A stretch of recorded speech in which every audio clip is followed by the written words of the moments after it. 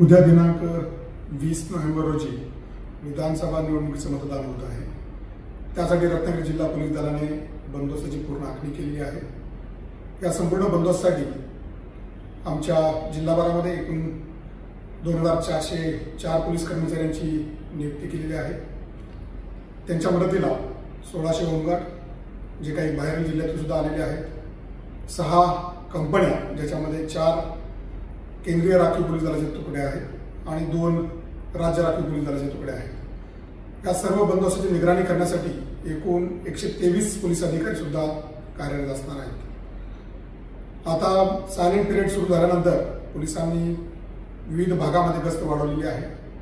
या गस्तीसाठी एकूण 78 सेक्टर आम्ही तयार केलेले आहेत आणि 78 सेक्टर मोबाईलवरती पोलीस अधिकारी आणि त्यासोबत कर्मचारी संपूर्ण जिल्हाभर गस्त करणार आहेत, जेणेकरून कुठेही आचारसंहिता भंग होणार नाही याची खबरदारी घेतली जाईल। या बंदोबस्तामध्ये एकूण जवळपास 21 SST म्हणजे स्ट्रॅटेजिक सर्व्हेलन्स टीम्स कार्यरत आहेत आणि याच्यामध्ये 6 आंतरजिल्हा जे आपली चेकपोस्ट आहेत त्या ठिकाणी सुद्धा पोलिसांचं कसून वाहनाची तपासणी चालू आहे। या बंदोबस्तामध्ये एक सायबरची जी आमची टीम आहे ती सातत्यानं सोशल मीडियावरती होणाऱ्या ज्या काही घटना आहेत त्याच्यावरती नजर ठेवून आहे।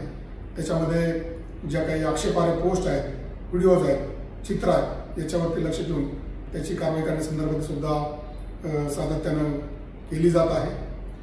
आमच्याकडे एक CCTV व्हॅन आहे, ती सुद्धा जिल्ह्याभरामध्ये सातत्यानं वेगवेगळ्या भागामध्ये संवेदनशील भागामध्ये जाऊन चित्रीकरण करणार आहे आणि त्याचं रेकॉर्ड आमच्याकडे ठेवलं जाणार आहे।